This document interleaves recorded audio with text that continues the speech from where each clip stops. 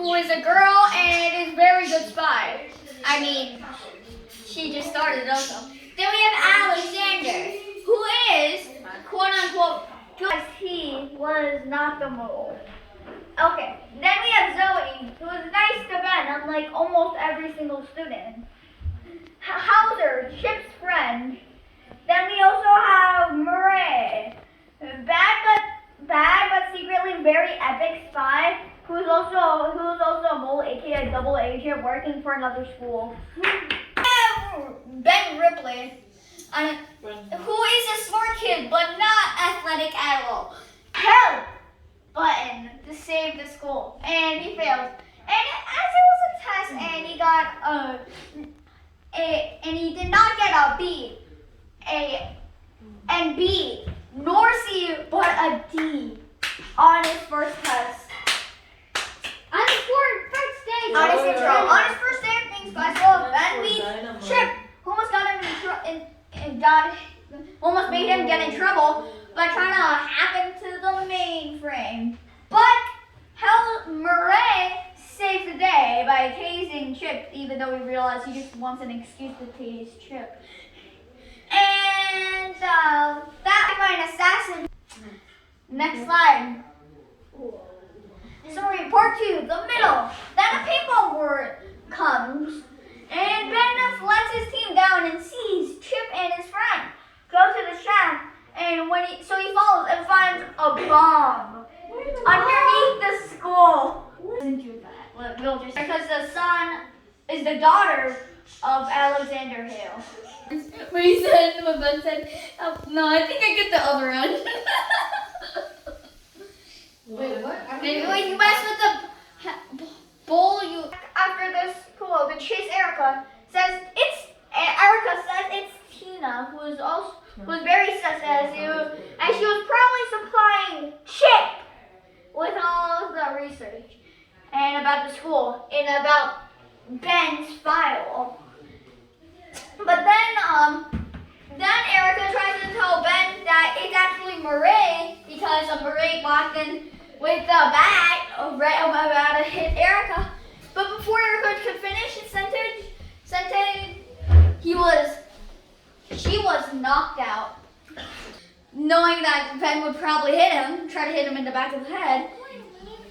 So, and then Ben is locked in a room with a ticking bomb and questions his life for 5 minutes before deciding to unplug the timer, which would then disarm the bomb. And after that, apparently Erica wakes up. Now, how good I think the book is. If I got it's 5 stars. So it's funny and perfect, with lots of twists. And I would recommend you to read it. And I said, best book, I think. Fun and encore. Next slide. Okay, then. Next you know, Marie. No. Next slide. Wait, I forgot your aim sucks, says Marie. Ben. No. With the gun? No. Next. Then Marie just starts roasting Ben, saying, what a loser. And Ben shoots the gun, aiming it at the icicle. Next. Yeah, Ben throws the gun in the air, says, yeah, we got the mole. And it's dead. This is rated R. Great. We'll put it on our media, right? Okay. Should be seriously. Okay. Microphone stick. Yeah, like a talk show. I'm going to present about reasons why you should not mess with the U.S. military. I know that. Trust me, it's not fun. Oh, not mess with the US. Battles in the sky. First of all, the air superiority is very important to keep because you need to control the air in order to have support from the above. And also, nowadays there's more air battles. Like air superiority is more important than land superiority, as you can also drop bombs and missiles by distances. The United States Air Force, or USAF, is composed of 5,217 active aircraft, making it the largest and the most technologically advanced and the most powerful air fleet in the world. Yeah, having air superiority is important in war as you need the support from aircraft and their firepower. This is one reason why you shouldn't mess with the U.S. This is I have a question. Yes. Why does this plane look like a German plane? Which plane? This plane. And it actually looks more like a Spitfire, but as you see, it's an American plane. But it looks like a German plane. How? It has the U.S. stripe here. Well, everything else looks so like a German. Yeah, because you can also say it looks like British, it looks like French, it looks like everybody, because they use the same model of plane. If it's a good plane, other countries want to buy that model of plane. Good question. This is one of the first jets the U.S. Army, the U.S. Air Force used in its military. This is a large bomber. It's a strategic bomber. It can carry a large amount of payload or bombs, or it can even carry atomic bombs and nuclear bombs. Then we can go up to sonic speed, and this is a what was it called again, Andrew? Stealth bomber. The reason why it looks like such a weird shape is because it was meant to shape like that, so it can bounce. So the radar scan can bounce off their wings and stuff, and won't be able to be detected on radar, which is why it's called the stealth bomber. Uh-huh. The ocean. Now the U.S. Navy. Its history of the U.S. Navy was conflict. Like it was more like it's not like just continuously being. Then they destroyed those ships for money until there's another war where they get more ships. They destroyed it, or scuttled the ships as we call it, and until we have modern day where they keep an active, with 347,042 active personnel or sailors, 101,583 ready reserve personnel, and 279,471 civilian employees. The U.S. Navy is the strongest navy in the world. It owns 480 ships, 50,000 non-combat vehicles, and 290 deployable combat vessels, and 3,900 plus manned aircraft. The U.S. has the strongest navy, so good luck invading through the water. The history of the U.S. Navy. After World War I and II, U.S. Navy has really beefed up and has become the greatest. The greatest navies in the world used to be Britain and France. Basically, every European country that was colonial that was an empire, like Germany, England, France, Russia. Not really. Yeah, kind of bad ships, but anyways, yeah. U.S. Navy, if you guys want to look at it, it's kind of good actually. Not good. Battles on the ground. Now, the U.S. does not have the strongest army in terms of like men. The strongest army in the world, or the most amount of soldiers in the world, that title belongs to China, as they have the most soldiers, and also India because of their large populations. But in terms of tanks and stuff, we have Russia in first place, but still the United States has approximately 6,612. To put that in perspective, Russia has double that amount of main battle tanks and also any NATO members. So yeah, U.S. is not first place in battlegrounds and ground battles. But it has one of the most advanced tanks, as most of Russia's tanks are old, Cold War era tanks, while U.S. tanks are much more newer, well-armed, and well-equipped. And yeah, so land, air, and water, you're kind of screwed. Also, just to mention, I don't remember the ratio, but there's a big ratio between amount of citizens in the United States and the amount of citizens that own guns in the United States. So it's like going to Ukraine, except everybody has guns, and the population is multiplied by a lot. A lot. I mean, U.S. has like 300. I think how many population? 379 million or something. 379 million. Yeah. It says this means that on land, air, and water you are screwed. How about underground? There is no underground. Nobody has employed anything that goes underground. Except drones with guns.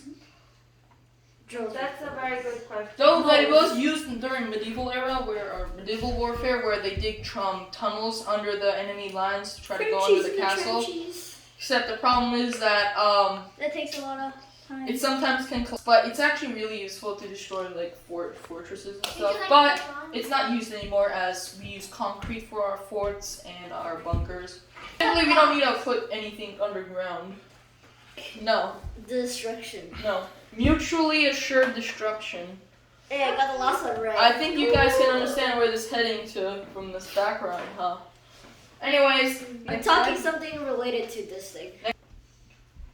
So, mutually assured destruction is a doctrine of military strategy and national security policy in which a full-scale use of nuclear weapons by two or more opposing sides would cause the complete annihilation of both the attacker and defender. Basically, you have a ticking time bomb.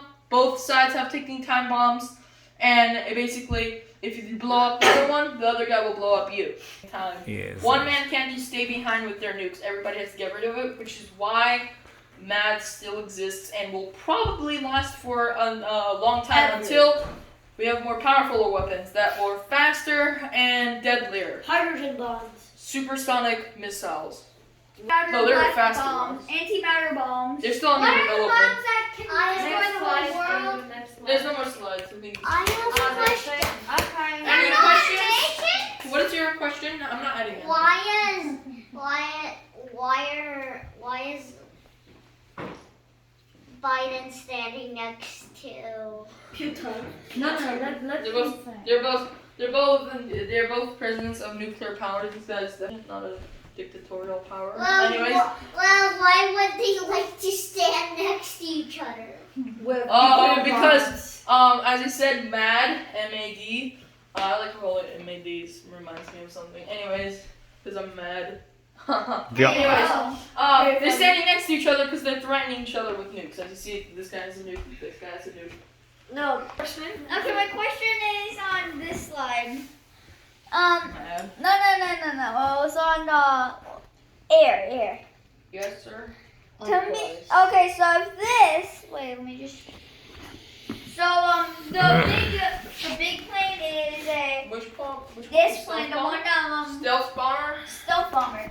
Is this so far one of the best planes we have in No. the military? No, we are developing even faster planes. The main thing, though the stealth bomber is useful for carrying out missions, there's now ways to destroy these stealth bombers, even without radar. Also, social media is a very powerful weapon for shooting down planes, as if one person takes a picture in a country like, why is there a U.S. missile sending straight to Russia? And Putin will be angry and then put his defenses on high alert and will shoot anything in sight, like basically like that, except for planes.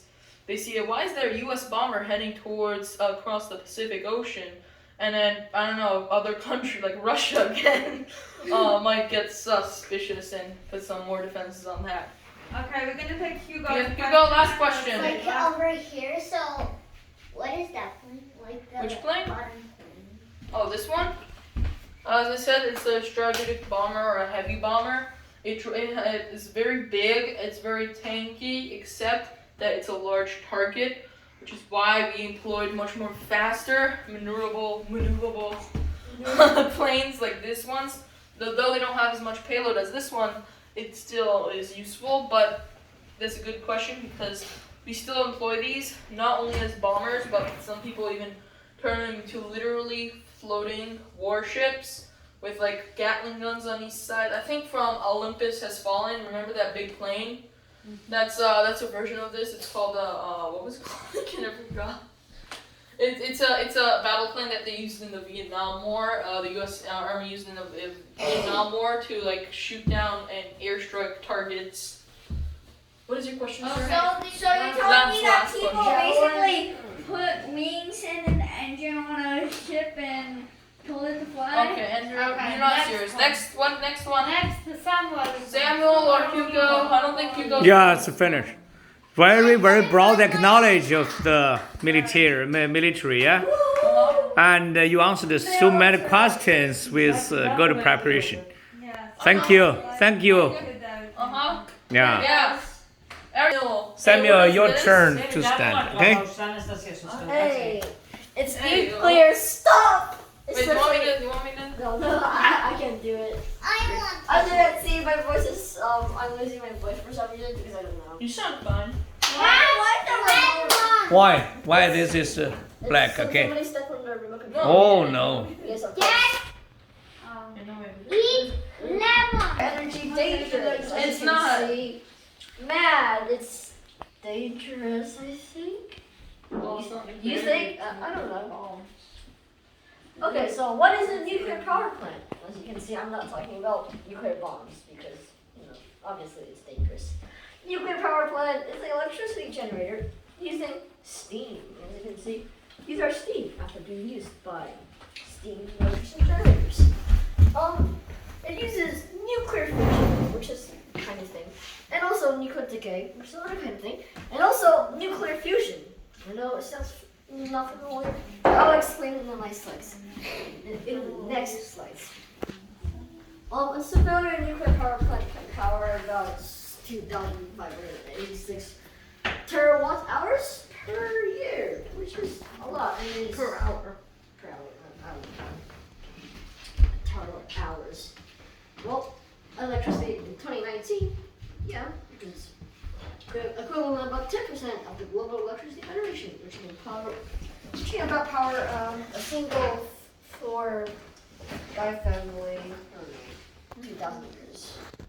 It's a waste of nuclear power. But uses nuclear energy. Yeah, to heat it up. Yeah, to heat it up. That's so inefficient. Like that. How about they just collect the energy from the nuclear energy that's But then released first? But you can't make it into energy. I mean, energy is a kind of energy. For example, in this case, heat. Heat is the energy, but we have to turn it into electricity. So think of a way that you can turn heat into electricity. Heat up water. Right? Wow. Any other Next topic. No? Alright. How about reactors? That doesn't need water. I don't know about that. We're just using the calm ones because it's more common. That's the old ones.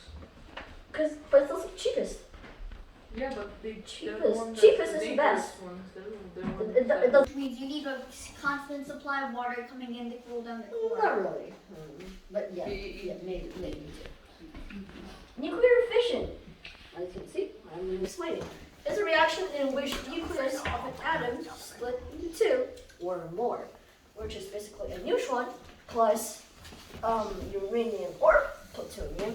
So neutron bumps into plutonium or uranium atom, and it splits into three more neutrons and smaller particles of the uranium or plutonium atom, which creates a reaction because three neutrons can react more with more atoms, so it creates a chain reaction, which is what you call nuclear fission.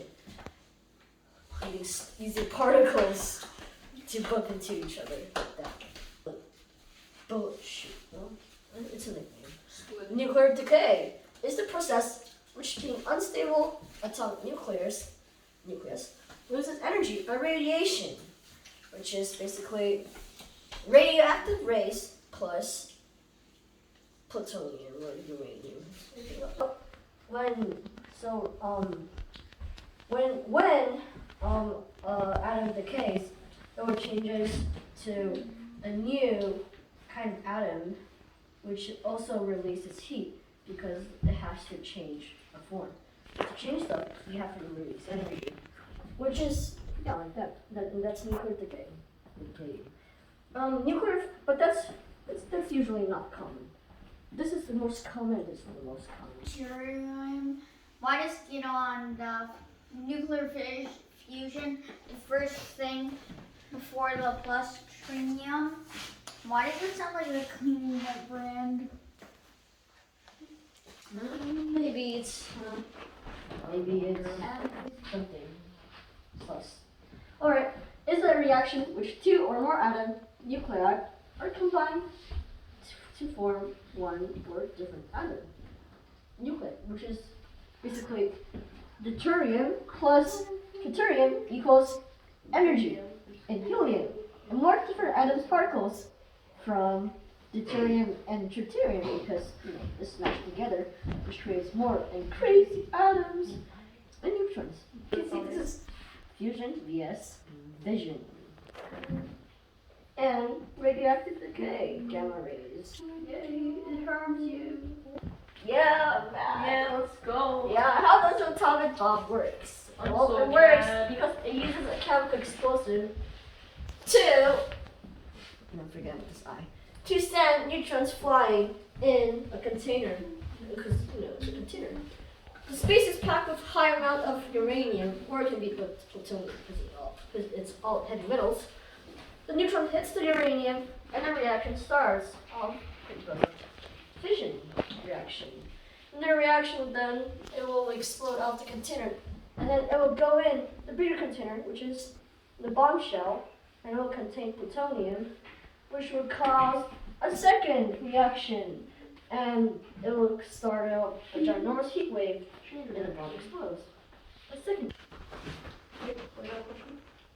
Boom. Yes. Lithium inside one of these atomic bombs, it could cause an explosion and radiation and I'm not sure about that. Maybe it is. I don't know. But where do you Oh, hear about this it? is it. Look, this is uranium. And this is another uranium. Smashed together, explodes. Oh, Oh yes, I wonder why. Yes. Busted. Atomic bomb and the power plants is very different. Why? Because the power plant has control reactions instead of uncontrolled reactions, which explodes. The control rod are freeze, or the control rod and the freeze plug. This is the control rod, as you can see. If you plug it in, it's cooling down because it stops the neutron from crazy moving around. And if we remove it, well then the neutrons starts crazy moving around, and the temperature goes high, and then boom, it goes uncontrolled. Uh-oh. But so there's also saying, if the control rods somehow defunctions, like the Chernobyl, you will get a nuke. Wait, no, of course not. What about the freeze plug? Oh yes, of course, the freeze plug. It's basically molten salt. Why? Because it stops neutron from going everywhere. Because it slows them down, which can stop the reaction. But they didn't have Chernobyl. They didn't have freeze plug in Chernobyl. So Chernobyl is like Chernobyl. Chernobyl. Chernobyl. I mean, it has a Y at the end, so I just call it It's in Chernobyl. Ukraine. It was in Ukraine. It was pretty close to Ukraine, but it's not in Ukraine. No, it's in Russia.